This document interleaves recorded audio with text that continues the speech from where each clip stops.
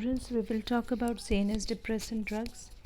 Here in this category, we will discuss different drugs from sedative hypnotics. We will discuss anxiolytics and also anticonvulsant drugs. So let us first talk about sedative and hypnotics. Sedatives are the drugs which calm down anxiety by producing mild CNS depression without inducing sleep. Hypnotics are the drugs which produce drowsiness and sleep by depressing the CNS. So the action differs from slight sedation to sleep according to the drug used, the dosage, and the route of administration. Thus, the sedatives are used in emotional stress, hypertension, to control convulsions, and as an adjunct to anesthesia, while the hypnotics are mainly used for treating insomnia. Now, the basic drug of first it was found was the barbiturates. Barbituric acid is a cyclic uride which is formed by the condensation of urea and malonic acid ester.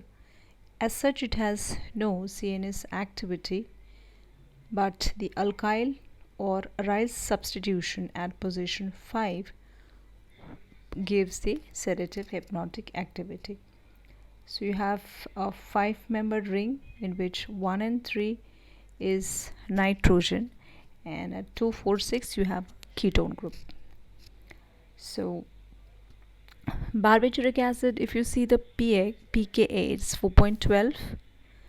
Now this is ionized at physiological pH and it is hydrophilic, so it will not cross BBB, that is blood-brain barrier. If you make it monosubstituted at C5, pKa becomes slightly higher, so 4.75. But both barbituric acid and monosubstituted barbituric acid at physiological pH found in the ionic form does not cross BBB, so that is inactive. Now if you go for disubstitution at C5, then the pKa makes 7.5, 7.6, and further if you go N-methylation, then that makes the pH 8.4. So for good hypnotic activity of barbiturates, we need one is a weak acid, and secondly to increase the partition coefficient. But only disadvantage is prolonged use of barbiturates lead to habituation and tolerance. We have the drug phenobarbital, which is an HME inducer, that is hepatic microsomal enzyme inducing drug, that leads to tolerance and many drug interactions. So let us talk about these drugs. Now the classification is according to the duration of action. We have long acting barbiturates, the duration is more than 6 hours. Then we have intermediate acting, the examples we have butobarbitone, apobarbitone, and then we have short acting ones, that is secobarbitone and hexobarbitone. And in the ultra short acting we have thiopentone, methotrexate, and glutathione. Then in the urides we have clonazepam. So first one, let us see what is the nomenclature of phenobarbital. We have 5-ethyl 5-phenyl barbituric acid. Now we can see here the numbering will start from nitrogen 1, 2, 3, 4, 5. So at 5 you have 2 substitutions. Now again in this first nitrogen, if we are methylating, so N-methylation, that gives us mephobarbital. So the nomenclature for mephobarbital is 5-ethyl 1-methyl 5-phenyl barbituric acid. And then we have apobarbitone, which is 5-allyl 5-isopropyl barbituric acid.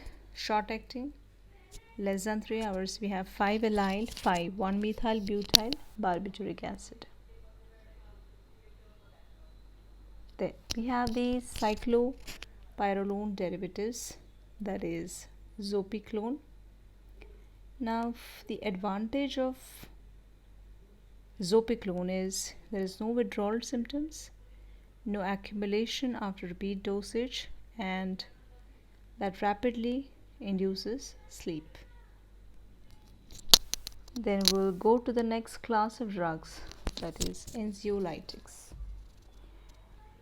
Anxiolytics are the drugs are benzodiazepines. Now these are the compounds, they are composed of benzene ring fused to the 7-membered heterocyclic ring containing 2 nitrogen atoms. So we have nitrazepam, diazepam, chlorazepate, and several other drugs. So these drugs are basically the drug of choice for anxiety as a pre-anesthetic medication, hypnotic, they are very good anticonvulsants, and centrally active skeletal muscle relaxants. That is the advantage over barbiturates is that they have more safety and low tendency of drug interactions, while the disadvantage will be they are slowly eliminated from the body due to the formation of active metabolite in the liver and brain. So there is hangover effect and accumulation on repeated dosage. Now the BZPs, we commonly call them as BZPs, potency depend on the lipid solubility. Increase lipophilicity will lead to increased potency. Now this BZP duration depends on metabolism.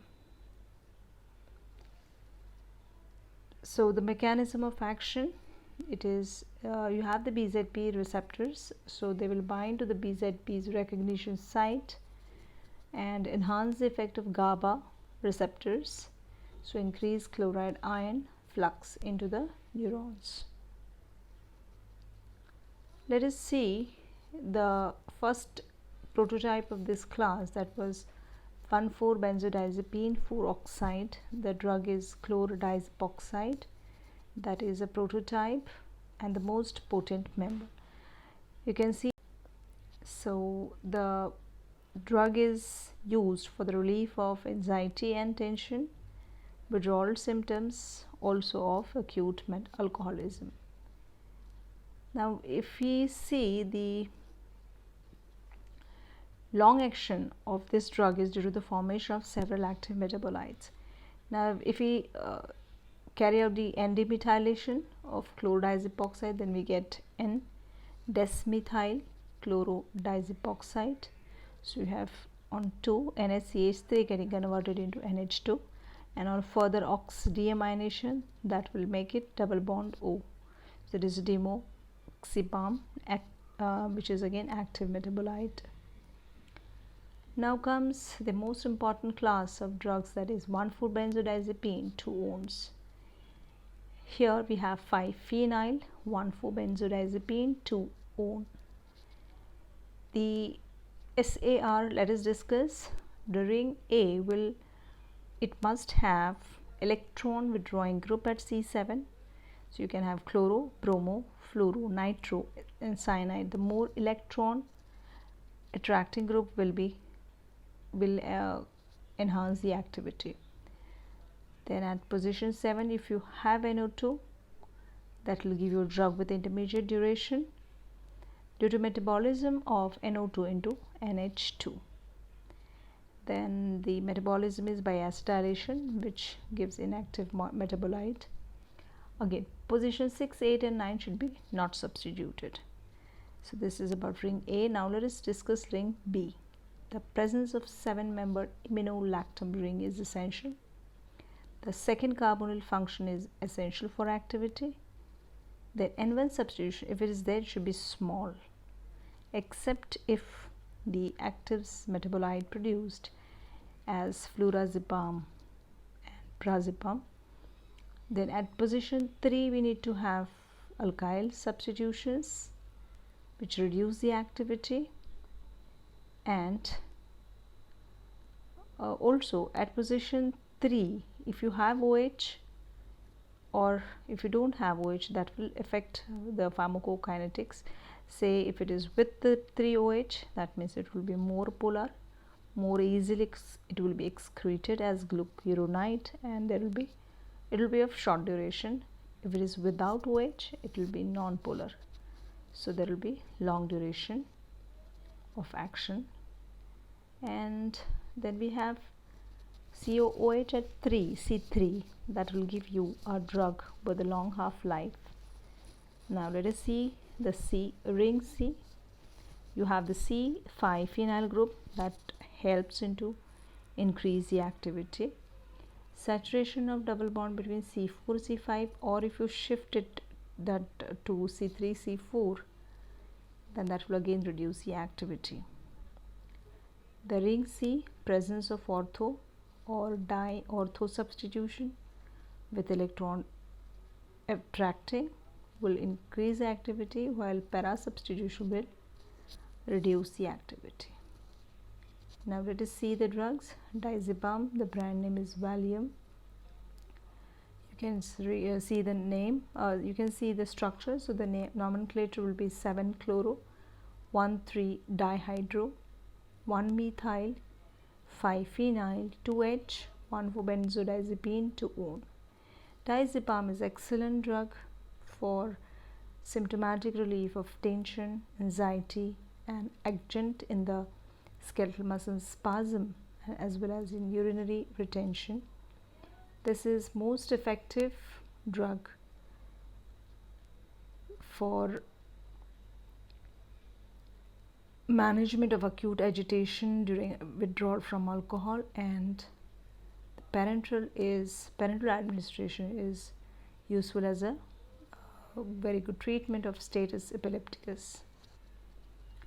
Then we have nitrazepam. As you can see, you have, instead of chlorine, you have NO2, that is nitro group, which is substituted, and in place of clonazepam we have, in addition to this nitro change with respect to diazepam, you have one chloro at position 5, that is 5-phenyl ring, you will have one chlorine which is substituted at position 2. So diazepam, the prototype of this drug, which is very makes it very non-polar, so that is rapidly absorbed, so it is very potent, and the long duration of action is because it gives the active metabolites. Then we have chlorazepate dipotassium.